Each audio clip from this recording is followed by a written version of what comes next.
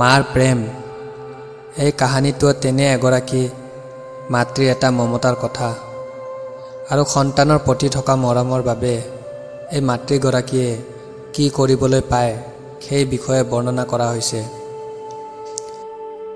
এখন সৰু অবিকশিত গাঁও আছিল। গাঁৱৰ কোনো উন্নয়ন নহয়, মানে গাঁৱত বসবাস কৰা মানুহৰো কোনো উন্নয়ন নহয়। এই গাঁৱত ৩-৪টামান পৰিয়াল আছিল, যিবোৰ কম বেছি পৰিমাণে পৰিয়ালৰ আছিল। বাকীবোৰে কষ্ট কৰি জীৱনটো কটাব পাৰিছিল। এই গাঁৱতে আগতে মীনা নামৰ এগৰাকী বিধৱাই বাস কৰিছিল। থাকিবলৈ এটা সৰু ঘৰ আছিল। 2টা ল'ৰা-ছোৱালী আছিল, এটা চাগে 4 বছৰীয়া আৰু আনটো 3 বছৰীয়া। মীনাৰ গিৰিয়েক বৰ কঠোৰ পৰিশ্ৰমী আছিল। তেওঁ মীনাৰ একো অভাৱ অনুভৱ কৰিবলৈ নিদিলে বা কোনো কাৰণতে তেওঁক এৰি যোৱা নাছিলে। পৰিস্থিতি যিয়ে নহওক, আগতে দুয়োজনে একেলগে মুখামুখি হৈছিল। কিন্তু কোনে জানে কোনটো দুৰ্যোগ কাক কেতিয়া হ'ব। মীনাৰ জীৱনত এনেকুৱা এটা ঘটনা ঘটিছিল যে সেই একে ঘটনাই মীনাৰ পৰা মীনাৰ স্বামীক কাঢ়ি লৈ গৈছিল।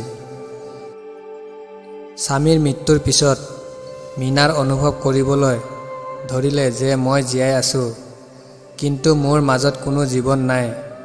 এতিয়া মীনাৰ বাহিৰে পৰিয়ালটো চলাবলৈ আন কোনো নাছিল। গতিকে সন্তানৰ স্বাৰ্থত কেনেবাকৈ মীনাক সেই দুখৰ পৰা নিজকে বিচ্ছিন্ন কৰি ল'লে। কিছুদিনৰ পাছত ঘৰত যি আছিল শেষ হৈ গ'ল। এতিয়া নিজে কি খাব, সৰু ল'ৰা-ছোৱালীক কি খুৱাব, সেই সমস্যাই তেওঁৰ সন্মুখত উদ্ভৱ হৈছে।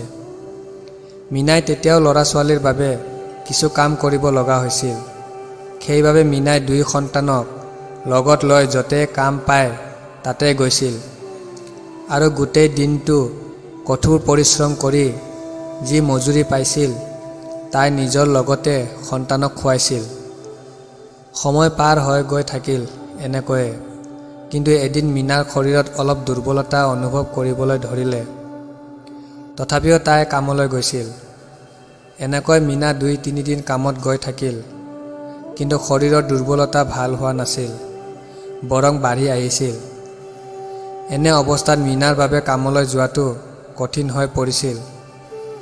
মীনা বৰ চিন্তিত হৈ পৰিল যে তাই যদি কামলৈ নাযায় তেন্তে তাইৰ ল'ৰা-ছোৱালীবোৰ অনাহাৰে মৰি যাব। একে চিন্তাই মীনাক আৰু অধিক দুৰ্বল কৰি তুলিছিল। ইমানেই দুৰ্বল কৰি তুলিছিল যে তাই উঠি বহিবলৈ কাঠৰ সহায় ল'বলগীয়া হৈছিল। ইয়াৰ বাবে তেওঁৰ সন্তানসকলক ভোকত মৃত্যুমুখত পৰিছিল। খাবলৈ একো নোপোৱাৰ কাৰণে আৰু ল'ৰা-ছোৱালীবোৰক ভোকত মৰি থকা দেখি আজি তাই ইয়াৰ পৰা কাঠৰ সহায়ত কিবা এটা বিচাৰিলে। তাৰ পিছত পিছদিনা সিফালৰ পৰা কিবা এটা বিচাৰি ল'ৰা-ছোৱালীক খুৱাই দিলে, কিন্তু নিজে ভোকত থাকিলে। তেনে এটা দিনত তাই নিজে যাব নোৱাৰাৰ বাবে ল'ৰা-ছোৱালীকেইটাক গাঁৱলৈ পঠিয়াই খাবলৈ কিবা এটা বিচাৰিলে। কিছু সময়ৰ পাছত ল'ৰা-ছোৱালীকেইটা 2টা চাপাতি আৰু কিছু শাক-পাচলি লৈ উভতি আহিল। 3জন মানুহ কেনেকৈ 2খন চাপতিৰে তৃপ্ত হ'ব, গতিকে তাই 2টা ল'ৰা-ছোৱালীক 2টা চাপাতিৰে খুৱাই দিয়ে। বৰষুণৰ বতৰ আছিল। বিদ্যুতৰ অভাৱত ঘৰৰ আন্ধাৰ হৈ পৰিছিল। আন্ধাৰত তাই নিজৰ সন্তানক এটা কোঠাত শুই দিয়ে আৰু তাই আনটো কোঠাত শুবলৈ যায়। ৰাতি প্ৰচণ্ড বৰষুণ হয় আৰু বজ্ৰপাতবোৰ জোৰেৰে ক্ৰিক শব্দ কৰে। মীনাই অলপ জিৰণি লয়, গতিকে তাই গভীৰ টোপনিত পৰে। য'ত মীনাই এটা সপোন দেখে তাই বহুত ভাল হৈছে, কামলৈ যায়। তাই ভাবে তাইৰ সন্তানবোৰ বহুদিন ভাল হৈ আছে, গতিকে তাই সুস্বাদু ৰান্ধিছে তাইৰ সন্তানবোৰৰ বাবে খাদ্য। পিছলৈ তাইৰ সন্তান আৰু তাই খাদ্য খাই একেলগে বহি শুই যায়। সপোনত আৰু আগুৱাই গৈ মীনাই দেখিলে য'ত তাইৰ ল'ৰা-ছোৱালী শুই আছিল সেই কোঠাটোৰ ছাল ভাঙি যোৱাৰ পিছত তাইৰ 2টা সন্তানৰ মৃত্যু হয়। সপোনৰ পৰা সাৰ পাই মীনা থিয় হয়। জীৱনটো প্ৰাণ পাই উঠে আৰু আন্ধাৰত তাই নিজৰ ল'ৰা-ছোৱালীৰ কোঠাৰ ফালে আগবাঢ়ি যায়। কোঠাটোত থকা নিজৰ ল'ৰা-ছোৱালীবোৰক দেখি মীনাই স্বস্তিৰ উশাহ এটা লয়। একে সময়তে মীনাই শৰীৰত অধিক দুৰ্বলতা অনুভৱ কৰে, যাৰ বাবে তাই তললৈ পৰি যায় আৰু তাৰ পিছত তাৰ পৰা উঠিবও নোৱাৰে। তাতে এটা শান্তিৰ উশাহ লৈ লয়।